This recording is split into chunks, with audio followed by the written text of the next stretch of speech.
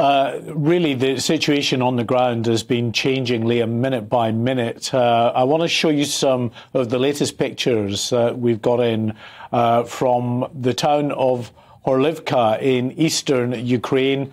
These pictures show a school which is apparently, according to reports from the Ukrainian government, has been hit by a missile. Now, we've seen, which we're not showing you, pictures of bodies within that school covered in blankets. You can see the damage there to the outside of the school, some further damage inside that building as well. So an indication of the growing number of civilian casualties throughout Ukraine as this bloody conflict continues.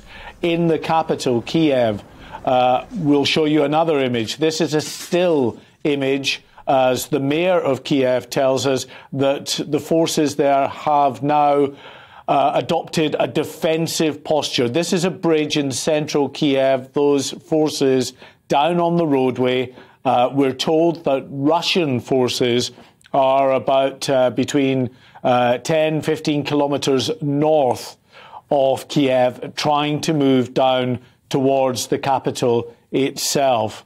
There has been missile strikes in Kiev as well throughout the morning. An apartment complex, one of the residential areas that was struck by missiles. You can see that complex there. Very significant damage to that apartment complex. One, as I say, of several residential areas hit in Kiev with a number of civilian casualties, as you can only imagine. Thankfully, I think lots of people are going to air raid shelters. Many people have fled the capital because of what is happening there.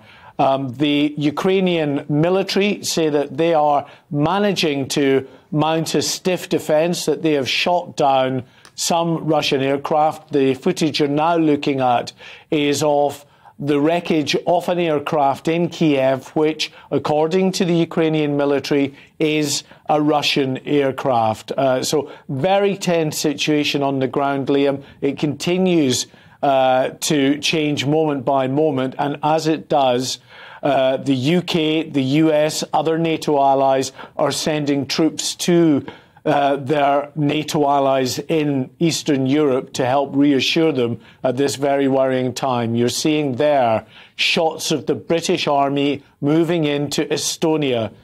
This is a second battle group, now doubling the number of British personnel in Estonia to 2,000. There are 2 battle groups and a headquarters command in Estonia. We've also bolstered troops in Poland and other Baltic countries. We are talking as well about a potential humanitarian crisis that these troops will have to deal with. Poland reporting that some 28,000 refugees so far have crossed the border from Ukraine into Poland. It is a similar situation in some of the other Baltic states that border Ukraine. Some real concern that this could be a very significant humanitarian crisis, Liam. Of course, as you know, Ukraine is a country of 40 million plus people. This is far bigger than Iraq or Afghanistan. It's a very significant nation, a very significant landmass, and a very significant war that is being waged on its soil as we speak.